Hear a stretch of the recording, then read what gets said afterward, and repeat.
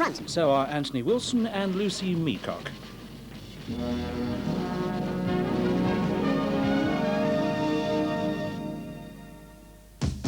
Live from Granada Studios Tour Theatre, it's Granada Up Front.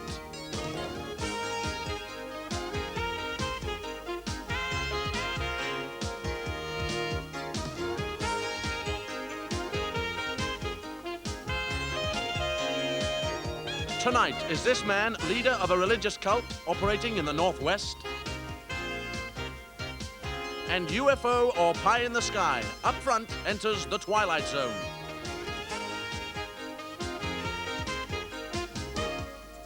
Please welcome your presenters, Lucy Meacock and Anthony Wilson.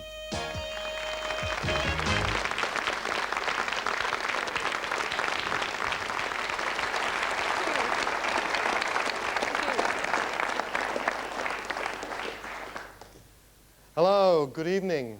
Sexual perversion. Do you believe in UFOs? The Ministry of Defence says no, but still has a department which deals with them.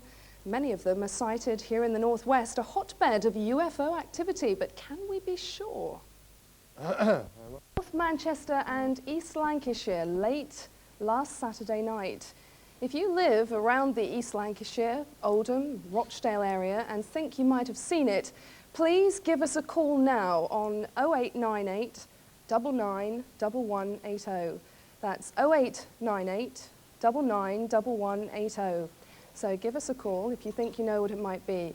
We'll be trying to find out after the break, so please join us then.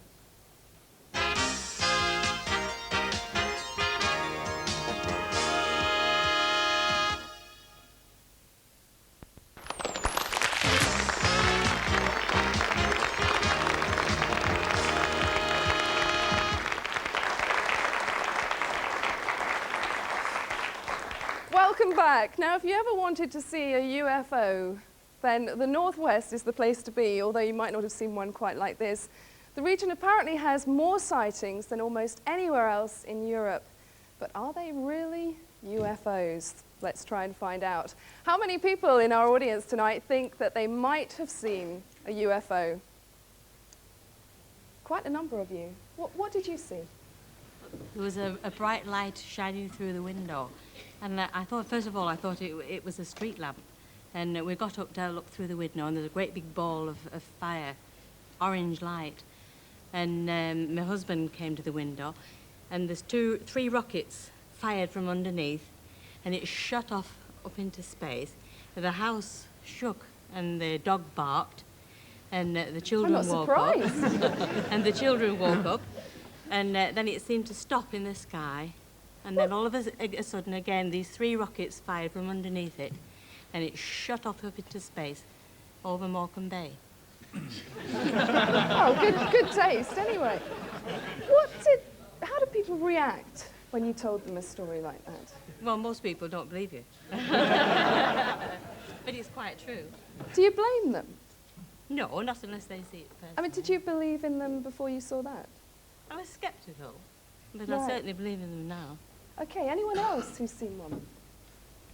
Maybe in the I back saw of my two jacket. luminous orange balls. I bet you've had a strange reaction when you told people that. Anyway, go on. That was about 12 years ago, and I rang up the UFO Society and tried to find out what they were, because they were balancing off, it looked like fishing twine, and it was in the middle of sand hills. And they were Where also was this? in Freshfield, near Liverpool, and they were also making a buzzing noise. And as we walked towards them, they came towards us, and something actually touched us. How did you react when you saw it? The person I was with screamed, and I thought I was seeing things. I'm glad that someone else was there, because, I mean, you know, it's just no one has as yet been able to explain it Perhaps to we should me. establish, had any drink been No, taken? no. No, not a drop. Lemonade. Okay, anyone in the audience not totally convinced by these stories?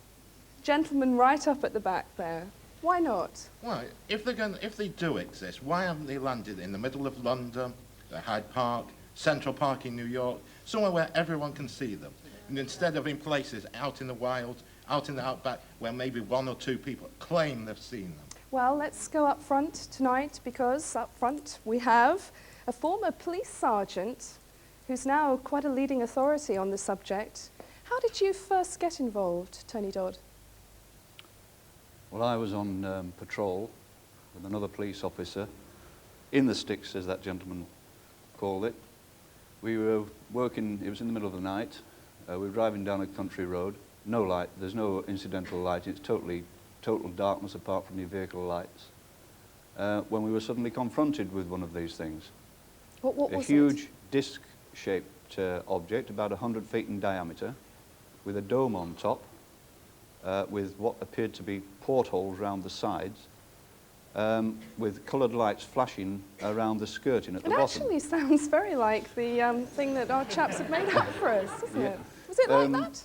No, not really. No, not quite. Really. Well, we did our best. The thing about it was, despite its size, which, as I say, it was certainly 100 feet across, there was absolutely no sound from it. And the whole object was glowing, with a white incandescent glow. Why do you think, though, that these aren't ever seen in the centre of London? And why do they head for remote places like that? Well, my theory is, and my research has led me to believe, that these things operate during the night, mainly when people are in bed. And they do operate in the isolated areas more than in the cities, But do they do purely that and on simply not to be purpose? seen. Yes, They do not that to be on seen. purpose? They're acting in a very clandestine way. Who exactly are we talking about? We don't know. We don't know. What sort of reaction did you get when you went back to the station and told this story to your colleagues? Well, it was others of my colleagues who've seen these things previously. I think you find that when people, night workers, sort of work night after night, year after year, you'll be surprised just how many have had these type of experiences.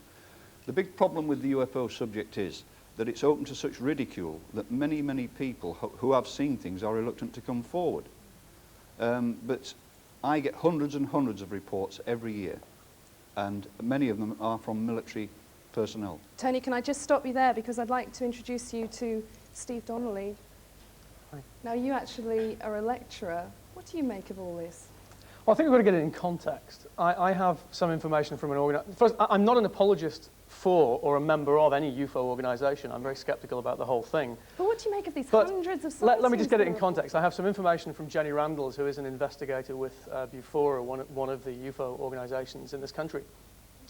And she tells me that the Northern UFO Network, which takes reports from a variety of sources, including Jodrell Bank, in the period between 1980 and 1989, had a total of about 1,400 reports. Of those, all bar 100 were explained in terms of conventional things like meteorological balloons, aircraft, and so on. Of the 100 that were left, none of them exhibited any evidence of being an alien craft. What do you make of Well, I think the Tony's case, though? I think How the do you important. explain that? It's very difficult to explain specific sightings. I mean, our senses don't work very well when confronted with unexpected things. It's absolutely impossible to talk about specific cases. But I can give you an example. We must talk about specific cases. But, let me talk about a specific case. hang on. Tell him what he did see. Well, first of all, Yes, let me talk about a specific case. He wants to know, what do you think that Mr. Dodd here saw? I mean, you're not calling him a liar. You say that you don't disbelieve what he says. What was it? Well, I'd have to have a lot more information, and I probably still wouldn't be able to give an answer. I mean, there are things like the stealth fighters and the stealth bombers that the Americans were perhaps trying out in this part of the country over that time. What about a kid's helium-filled balloon that escapes and shows up in some kinds of lights? No, it didn't. But let me give an example, a counter-example in a way. I was talking about this subject to a colleague at work, a very respectable Welsh scientist, who admitted that several years ago, as a teenager, he and his dad, living in North Wales, liked nothing better than to fill bin bags or big transparent plastic bags with lighter-than-air gas and release them off over the northwest And you think coast. it's all their fault? And wait, maybe it is, and wait for the reports to come in. And these things would glint in the sunlight, the sun that had gone down behind the hills, disappear and come back again. I think the important point is that unexplained does not mean inexplicable. And if out of these 1,400 sightings, 100 are unexplained, it doesn't necessarily mean they're inexplicable. Well, I know that there's a chap dying to get in over here. Mr. Harris, now, you're a solicitor and you've had a lot of involvement with people who have had sightings. Yes, now, that's so. what's your concern with that? I think what Stephen is doing is generalising over a wide area and ignoring the specific sighting of this former police officer here. And what you're really saying is that if you have the dock in the Old Bailey, because out of 25 prisoners who have pleaded not guilty and been found guilty, the 26th is automatically guilty. You have not given an explanation for what this police officer saw. Nor, exactly, you can't. I mean, I wasn't Neither there. can I. I don't have enough information to do that. But what So I would therefore, say therefore, is that you and I are in, no, hang on, you and I are in agreement. You do not know what was seen. I don't know what was seen. But I am still asking the questions. You seem to have come up with a negative answer. What they didn't see. You cannot say what they did see any more than I can. I would suggest that in conditions of reduced lighting, if we're confronted with something unexpected, and I wouldn't, no idea how, you know, what on earth was seen on a particular event. But when it's something unexpected, when it's in reduced lighting, in strange circumstances, our senses don't work very well. Our eyes and our brains don't work well. We've all seen optical illusions. And you can have optical illusions also out in the open air when you see a bright light in the sky. I've got so many people in this audience who are just dying to come in. Gentleman up at the back, young man at the back. It's always struck me about UFOs. Why would Sorry, I missed that bit. something that's always struck me about UFOs is why would they choose such a pox little island in the middle of the sea? Why wouldn't they choose somewhere like Asia or Africa, which is a much massive more But I think they do. Well, I mean, the argument is that they land all over the place. If they're going to be clandestine, why not choose somewhere like Siberia or Outer Mongolia where nobody lives? Therefore they can find out about the Earth. May I say something humorous? I have a client who is a Pakistani restaurant owner, and I once asked him, are these seen in Bangladesh? And his comment was, yes, but we are the wogs and the coons. He said, nobody will take any notice of us.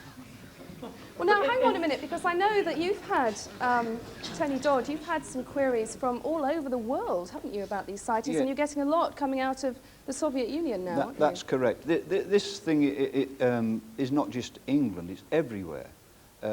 We are in contact with South Africa, America, Canada, Australia. I spoke to the Russians last night, and I was talking about a particular area in Russian. What's the matter? Oh, I said something I don't know what the matter with that was. The Russians were telling me last night that there are places in Russia where they're averaging a landing UFO once every 48 hours. This is Russia. It's been suppressed up to now in Russia for obvious reasons, but now they are beginning to release information on it. They are having people abducted by UFOs. Somebody holding their hand up there. Yes, I know. Well, we've got... astronomer. Well, Yes. Fred. I've been since the age of 9, and I have never seen anything in the night sky. And I've never met an amateur astronomer who has. There are numerous recorded instances of astronomers who Name have... There are numerous recorded one. instances. Name one. If you actually... Thank you.